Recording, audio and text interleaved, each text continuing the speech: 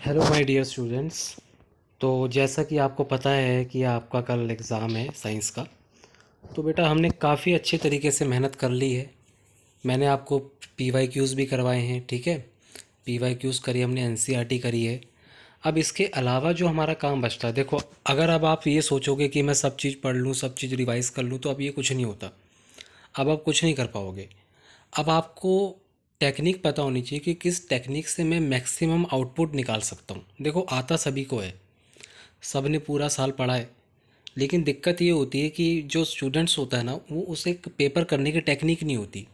अब जब पेपर करने की टेक्निक नहीं होगी तो वो पूरी तरीके से, अच्छी तरीके से लिख नहीं पाता।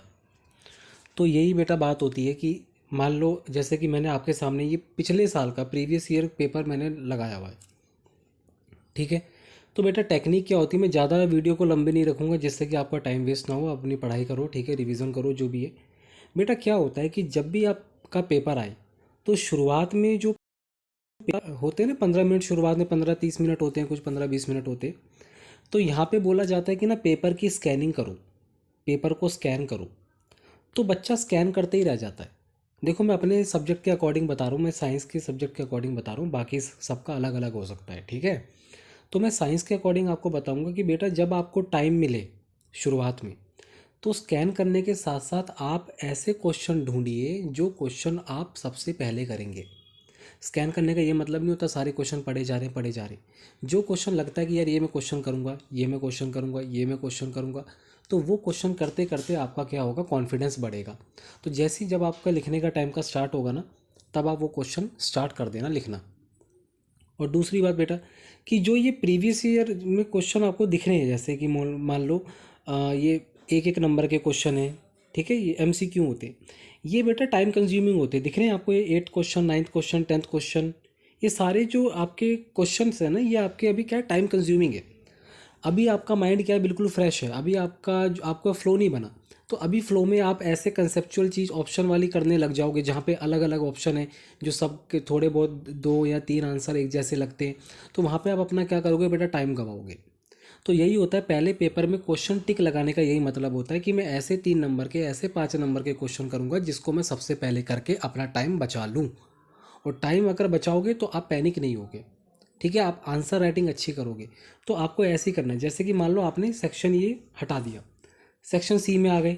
अब देखो कुछ क्वेश्चन इसमें शायद मिसिंग है, मैंने जो ये पेपर लिया है शायद इसमें क्वेश्चन मिसिंग है, कोई बात नहीं। फॉर एग्जांपल सेक्शन सी में आ गए हम, इस 27 क्वेश्चन आपको आता है अवर इन्वायरमेंट से, तो ये आपको टिक कर देना कि यार ये मैं करूँगा, फटाफट पढ़ के देख लिया, ये मुझे करना है, ये मैं क्वेश्चन करूँगा। हम्म। वैसे ही बेटा ये 28 क्वेश्चन, ये मैग्नेटिक फील्ड का है, ये भी आप 3 नंबर का आराम से डायग्राम बना के कर दोगे, ठीक है। ये लाइट चैप्टर का है, आपका पता है आपको, जो डिफेक्ट होते हैं ये भी आप आराम से कर दोगे। रिफ्लेक्स सेक्शन का, ये भी एक तरीके से क्या है, एनसीईआरटी, सब एनसीईआरटी का है। आपको ऐसे सैम्पल पेपर देख के या ज़्यादा क्वेश्चन देख के बिल्कुल भी पैनिक नहीं होना है कि यार पेपर पता नहीं क्या अलग से आ जाएगा, एनसीईआरटी से ही आएगा यार। तो रिफ्लेक्स एक्शन आप करो। अब जैसे कि 31, अब 3 चैम्बर हर्ट होता है, why why do they have 3 chamber heart, मतलब जहाँ पे रीज़न पूछ ले ना बेटा, जहाँ पे रीज़न पूछ ले, तो वहाँ पे आपको थोड़ा बच के चलना है, क्योंकि रीज़न में क्या होता है, वो आपको अपना आंसर बनाना पड़ता है। तो रीज़न वाले क्वेश्चन से शुरुआत से दूर रहो थोड़ा। अब 32 क्वेश्चन आ गए, जैसे कि मान लो आपको केमिकल फार्मूला लिखना है जिप्सम का, ये पता है, तो इसको टिक कर दो बेटा। जैसे ही पेपर स्टार्ट हो, आप पहले ये सब क्वेश्चन करो। देखो, डिकम्पोजिशन रिएक्शन, डेफिनेशन वाली रिएक्शन है, इलेक्ट्रोलाइटिक डिकम्प, ये सब एनसीईआरटी का है बेटा। तो आपको ये क्वेश्चन करने हैं। पूरा पेपर एनसीईआरटी से आएगा। और उसके अलग से, उसके अलावा लैंग्वेज फ्रेमिंग के लिए जो जिस लैंग्वेज से सीबीएसई पेपर बनाती है, उस लैंग्वेज से हमने क्या करा हुआ है, प्रीवियस ईयर क्वेश्चन कर लिए हैं। तो जब आप ये क्वेश्चन पढ़ोगे ना, तो आपको अलग अलग बिल्कुल नहीं लगेगा, क्योंकि हमने इसी लैंग्वेज के, इसी टाइप के क्वेश्चन, लैंग्वेज से हम क्या हो चुके हैं, हम बेटा रूबरू हो चुके हैं। हमें इस लैंग्वेज की आदत हो गई है, क्योंकि हमने पीवाईक्यू सॉल्व करे हुए हैं 2023 के, 2022 के, 2021 के। तो इस लैंग्वेज के जब आप क्या हो जाते हो, हैबिचुअल हो जाते हो, तो आपको इतनी दिक्कत नहीं आती। अब मान लो सेक्शन डी में आ गए, 5 नंबर के कौन से क्वेश्चन है, आपको इलेक्ट्रिसिटी में कौन सा, अब इलेक्ट्रिसिटी में ऐसा नहीं है कि सारे इलेक्ट्रिसिटी में टफ क्वेश्चन आएंगे। बेटा पहले डायग्राम बनाओ, आपको जैसे जो जो मैंने टेक्निक बताई है वो टेक्निक आप स्टेप बाय स्टेप फॉलो करो।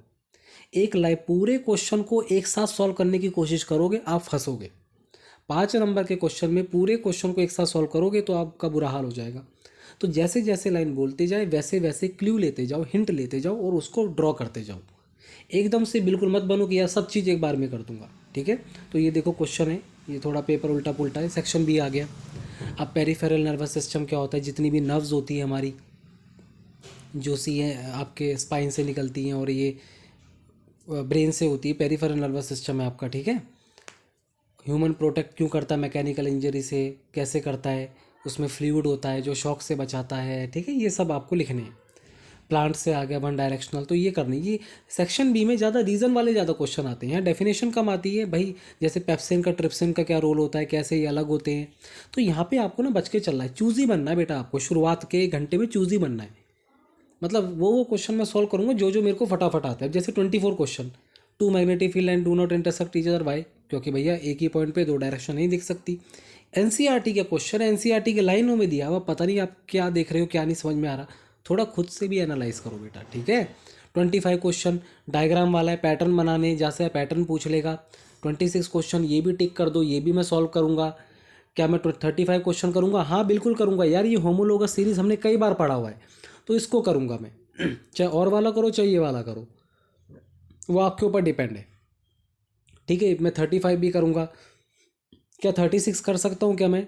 कई सारी टेक्निक्स होती हैं, या आपका एसेक्सुअल रिप्रोडक्शन वाला, उसमें आप अच्छे हो तो आप वो कर लो। तो बेटा आपको जो पेपर है, पेपर में जहाँ पे भी और आएगा 5 नंबर के क्वेश्चन जो आएंगे, वहाँ पे ऐसा नहीं होगा कि मान लो आपको पूरा चैप्टर ही बढ़िया आना चाहिए केमिकल बॉन्डिंग में, सॉरी क्या है वो उसका, कार्बन एंड कंपाउंड, ठीक है। और मान लो जैसे रिप्रोडक्शन आ गया सॉरी, रिप्रोडक्शन में मान लो आपको एसेक्सुअल रिप्रोडक्शन अच्छा आता है, ह्यूमन रिप्रोडक्शन नहीं आता, प्लांट रिप्रोडक्शन में थोड़ी दिक्कत है, तो ऑप्शन मिल जाएंगे बेटा आपको, चाहे ह्यूमन रिप्रोडक्शन में अच्छा करो या एसेक्सुअल में, वो आपकी चॉइस है। जो आपने अच्छे से पढ़ा हुआ है, जिसमें आपको ज़्यादा अच्छी आंसर राइटिंग या डायग्राम बना सकते हो, तो आप वो फॉलो करो। ऐसा थोड़ी ना कि पूरा पेपर ही ब्लैंक हो जाएगा, तुमसे वो चाह रहा है कि यार तुम मत करो। अब ये क्वेश्चन आ गया, अब सोर्स बेस्ड क्वेश्चन है बेटा, ये किताब है एक तरीके से, किताब ने क्या करा हुआ है, ये एक सोर्स बेस्ड क्वेश्चन जो होता है, केस बेस्ड का मतलब होता है, जैसे जब आप किताब पढ़ते हो, कोई पैराग्राफ पढ़ते हो, तो पैराग्राफ को पढ़ के थोड़ी सी हिंट करनी होती है, समझना होता है। हमने समझा हुआ है यार, हमें अब टॉपिक लग गया, अब हमें क्या पता चल गया टॉपिक ये, अब हम क्वेश्चन का आंसर देते रहेंगे। मेंडल का क्रॉस आ गया, dihybrid cross, monohybrid cross आ गया आपका, इंडिपेंडेंट असॉर्टमेंट आ गया, लॉ ऑफ डोमिनेंस आ गया। अब इसके अलावा क्या पूछ रहा है मुझे बताओ, कैपिटल आर डोमिनेंट है, स्मॉल आर रिसेसिव है। आप फालतू में पैनिक करोगे, आप बोलोगे यार ये भी पढ़ लूँ वो भी पढ़ लूँ सब पढ़ लूँ, ऊपर ऊपर से आप क्या करो, बेसिक चीज़ें देखो। अब क्वेश्चन सॉल्व करने का टाइम नहीं है आपका, सैम्पल पेपर देखने का टाइम नहीं है, वीडियो देखने का टाइम नहीं है। इस वीडियो को देख सकते हो, बाकी वीडियो मत देखो, क्योंकि ये वीडियो आपको टेक्निक बता रही है। बस 1 मिनट मैं और बोलूँगा बेटा, और मैं आपकी ये जो आपकी ये मैं वीडियो में बंद कर दूंगा। इसके बाद आप इन चीज़ों को अप्लाई करना है, सुनने के लिए अच्छा नहीं लगना चाहिए, ये अप्लाई करनी है, ठीक है। आप क्या हो, आप सिर्फ पढ़ते हो,